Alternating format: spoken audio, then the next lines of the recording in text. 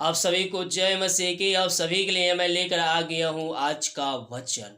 और आज का वचन मत्ती 16 अध्याय के उसके 19 पद में है। वहाँ हम देखते हैं, वहाँ प्रभु का वचन हमसे कहता है, मैं तुझे स्वर्ग राज की कुंजियाँ दूंगा। यीशु मसीह हमें स्वर्ग राज में प्रवेश कराने के लिए वह एक चाबी देगा मेरे पियो। हालेलुया। और वह चाबी हमें वचन पे चलकर मिलेगा। जब हम उसके वचन पे चलेंगे, जब हम उसकी आज्ञाओं पे चलेंगे, तो इस संसार में हम आशीष को तो प्राप्त करेंगे ही, साथ में हमें स्वर्ग राज की कुंजियां भी हमें मिलेगी। यहाँ वचन कहता है, मैं तुझे स्वर्ग राज की कुंजियां दूंगा और जो कुछ तुम पृथ्वी पर बांधोगे वह स्वर्ग में बंधेगा और जो कुछ तुम पृथ्वी पर खोलेगा वह स्वर्ग में खुलेगा। यानी कि जो कुछ हम पृथ्वी पर करेंगे मेरे पियो, उसका प्रतिफल हमें स्वर्ग में मिलेगा। हमें प्रतिफल मनुष्यों से नहीं चाहिए, हमें प्रतिफल अपनी परमेश्वर से चाहिए।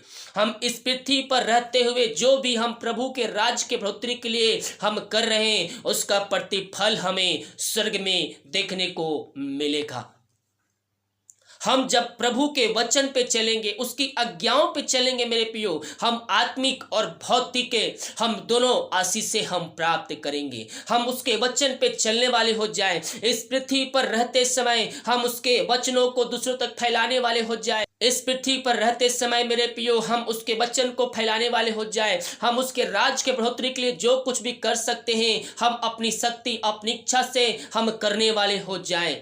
जब हम ऐसा करते हैं तो इस पृथ्वी पर हमें आशीष तो मिलेगी मिलेगी, साथ में हमें स्वर्ग में एक कुंजी, एक चाबी दिया जाएगा। जिस तरह से एक दरवाजे को खोलने के लिए उसमें अगर ताला बंद है तो एक हमें चाबी रहता है तो हम जल्दी खोल सकते हैं। इसलिए जब हमारे पास से कुंजी रहेगा, जब उस चाबी को खोलने के लिए, उस दरवाजे को खोलने के लिए चाबी रहेगा, तो हम उस दरवाजे को खोल सकते हैं। और उस दरवाजे को खोलने के लिए हमें वचन पे चलना होगा, वचन पे मनन करना होगा और उसकी आज्ञाओं के पीछे हमें चलना होगा, तो हमें स्वर्ग राज का कुंजी यीशु मसीह हमें देगा।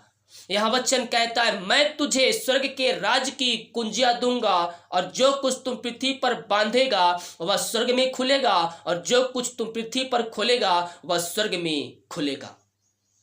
हालेलुया। हम उसके वचन पे चलने वाले हो जाए, उसकी आज्ञाओं पे चलने वाले हो जाए मेरे पियो, हम आशीष को प्राप्त करेंगे। यीशु मसीह हमें आशीष देने के लिए तैयार है, वह आशीष देने के लिए तैयार है, लेकिन शैतान के चक्कर में फंसकर, शैतान के बातों में आकर जो मनुष्य है वह अपने आशीषों से वंचित हो जाता है। इसलिए शैतान के हर एक बंधन को तोड़ दीजिए अपने जीवन से, अपने घरों से, और उस आशीष को प्राप्त कर लीजिए जिस आशीष का आप वारिस होने के लिए बुलाए गए हैं। ओ धन्यवाद यीशु। प्रभु जी हम धन्यवाद है पिता तेरे सुंदर अद्भुत प्यार के लिए, पिता तेरे सुंदर वादे के लिए, पिता कि तू हमें एक कुंजी देगा पिता स्वर्ग राज में प्रवेश करने के लिए। हम इस बात के लिए धन्यवाद देते हैं पिता। प्रभु जी पवित्र आत्मा के द्वारा इन सारे भाई बहनों की सहायता कर खुदावन, कि तेरे वचन पे चलने वाले हो जाए, तेरी आज्ञाओं पे पालन करने वाले हो जाए पिता, ताकि ये पिता परमेश्वर जो कुछ यहाँ बांधे वह स्वर्ग में खुले खुदावन। इन सारे भाई बहनों को तेरे हाथों में सौंपते हैं। ये वचन केवल सुनने वाले नहीं पिता, वचन पे चलने वाले हो जाए,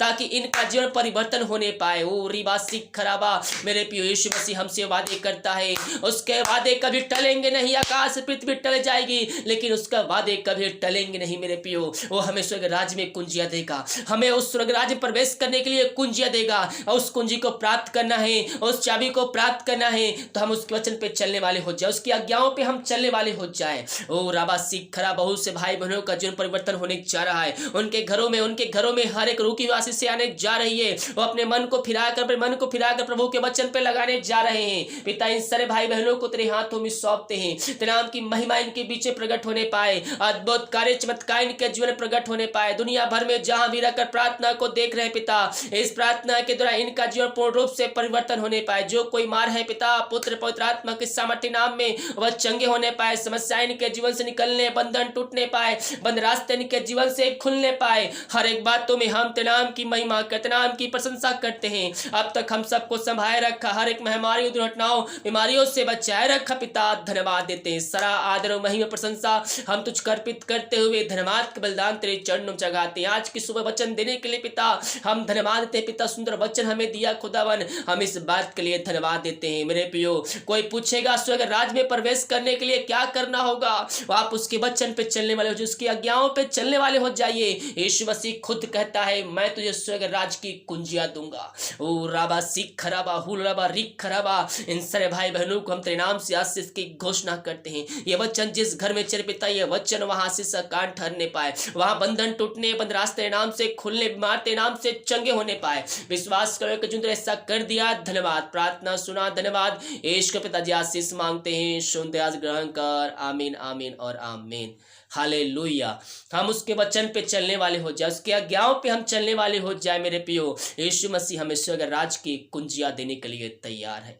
हालेलुया। संसार के इतिहास में वह सबसे अद्भुत घटना हुई जब यीशु मसीह 3 दिनों तक मृतक रहने के बाद कब्र से बाहर निकल आए।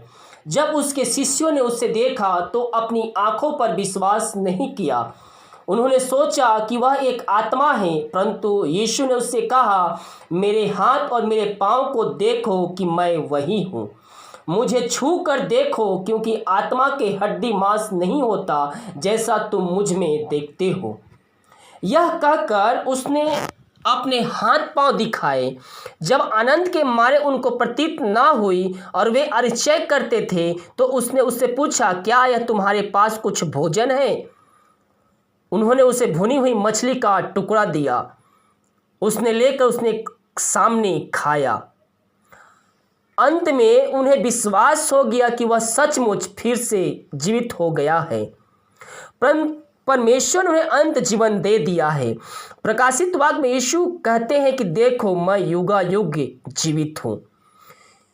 यीशु उनके पीछे चलने वाले को जिया उठेगा। यीशु ने अपने शिष्यों को सिखाया कि वे मृतकों में से जी उठा लिए जाएंगे।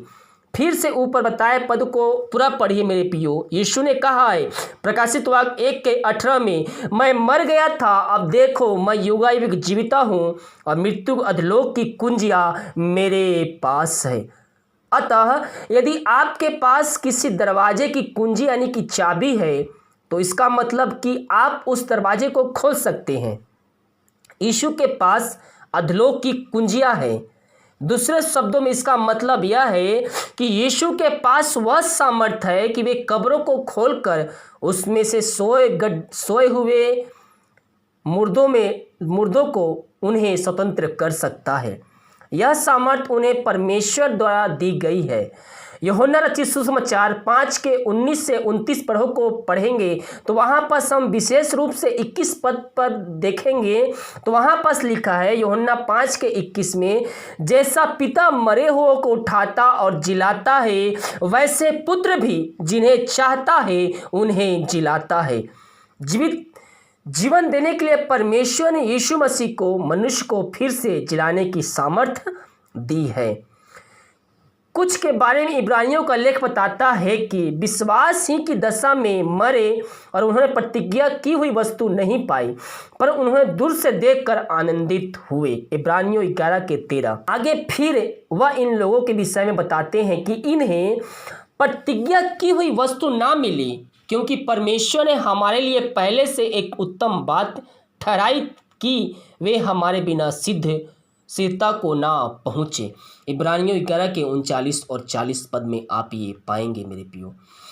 हम इन पदों को देखते हैं कि अनंत जीवन का दान परमेश्वर के सब सच्चे भक्तों को एक ही समय दिया जाएगा।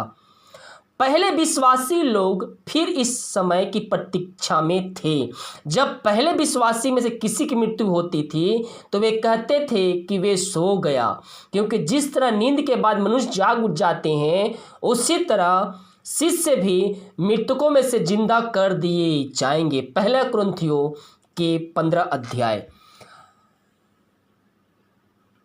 पहले कुरिन्थियों के 15 अध्याय में जिससे आप पढ़ चुके हैं कि पौलुस ऐसे 500 विश्वासियों के विषय में बताते हैं कि जिन्होंने यीशु को उनके पुनरुत्थान के पश्चात देखा था।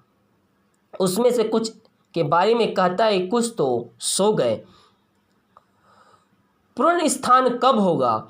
इस बात को लगभग 2020 वर्ष बीत गए।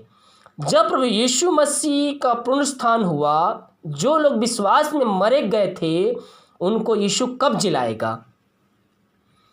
प्रेरित पौलुस इस प्रश्न का उत्तर हमें देते हैं पहला कुरिन्थियों के 15 अध्याय में। यह कहता है कि जैसे आदम सब मरे हुए हैं जैसे आदम सब मरते हैं वैसे ही मसीह सब जिलाए जाएंगे, परंतु हर एक अपनी अपनी बारी से पहला फल मसीह, फिर मसीह के आने पर उसके लोग। पहला कुरिन्थियों 15 के 22 और 23 पद। हम देख चुके हैं कि यीशु मसीह परमेश्वर का राज्य स्थापित करने और पूरी पृथ्वी पर राज्य करने के लिए वापस आ रहे हैं। जब प्रभु यीशु इस राज्य स्थापित करेंगे तो वे मरे हुओं को उठाएंगे। तब वे जो विश्वासी है उन्हें अनंत जीवन दिया जाएगा और यीशु के साथ पृथ्वी पर राज्य करने में सहायता करने के विशेष अधिकार का आनंद उठाएंगे। जैसे हम प्रकाशित वाक्य 5 के 9 और 10 में पढ़ते तो वहाँ पर लिखा है, यहाँ हम उन दिनों गाए जाने वाले एक गीत के शब्द को पढ़ते हैं। तूने वध होकर अपने लहू से हर एक कुल और भाषा और लोग और जाति में परमेश्वर के लिए लोगों को मोल लिया है और उन्हें हमारे लिए परमेश्वर के लिए एक राज्य याचक बनाया और वे पृथ्वी पर राज्य करेंगे। हालेलुया। मेरे प्रियो, प्रभु यीशु मसीह जल्द ही आने वाला है। उस दिन के लिए अपने आप को तैयार करें कि वो जब आए तो हम बादलों पर जीवित हैं जो उठा लिए जाए। हालेलुया। वीडियो को लाइक, कमेंट और शेयर कीजिए, सभी जगह शेयर कीजिए ताकि और लोग मसीह यीशु को जान सकें। God bless you.